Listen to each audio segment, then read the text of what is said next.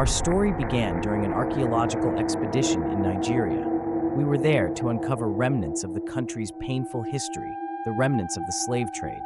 Armed escorts surrounded our group, and the air was thick with mystery. We spent a week digging into the earth, uncovering artifacts that told stories of a lost past.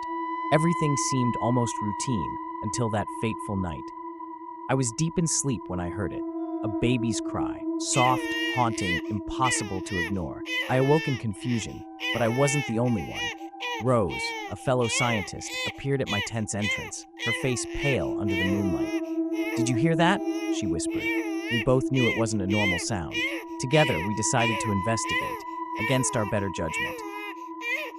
The armed security stopped us abruptly. Their faces were filled with fear, real, bone-deep fear. "You do not want to follow that sound," they warned. "It's not what you think." They refused to let us pass, and with a sense of foreboding, we retreated back to our tents. At first light, we were determined to find out what was behind that chilling cry. We gathered our team and set out, combing through the forest. Hours passed, and our search led us deeper and deeper into the bush. Then, we saw them footprints. Small, almost like a child's, but twisted, malformed. They seemed to appear and disappear, as if the creature they belonged to was playing a game with us. It was then that our security told us the truth, the dark tale of the bush babies. Generations ago, women who bore the children of spirits would abandon these cursed infants in the forest. They were left to fend for themselves, becoming something otherworldly, something dangerous. The villagers called them bush babies, and they warned anyone who heard their cries to never follow.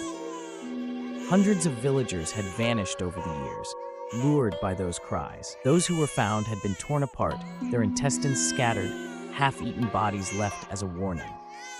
The bush baby is more than just a creature. It is a malevolent spirit, one that preys on the compassion of humans. It offers you a choice, treasure or a challenge. But even if you win, you lose. There was a man, they said, who completed one of the bush baby's challenges. He returned home with treasures, gold and jewels that dazzled the eyes. But within days, his loved ones began to die, one by one. It was as if a curse had been unleashed, a plague that consumed everyone he cared for. The man himself went blind, and soon after, he could no longer speak. His wealth had come at a terrible cost. The bush baby possesses not just spiritual power, but physical strength as well.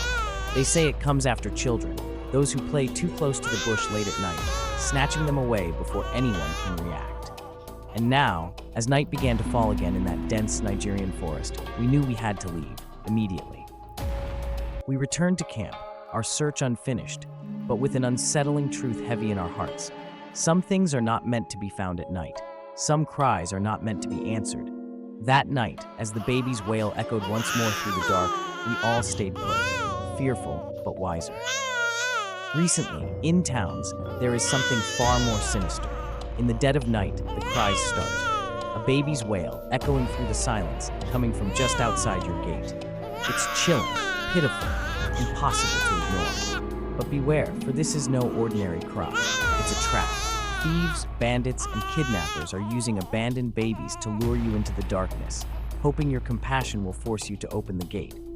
Those who give in to sympathy find themselves face to face with danger, and those who hesitate, hoping for daylight, discover that by morning, the baby is gone without a trace, vanished into thin air, as if it was never there at all. If you ever find yourself deep in the forests or any part of Nigeria, and you hear the faint, pitiful cry of a baby, remember this story.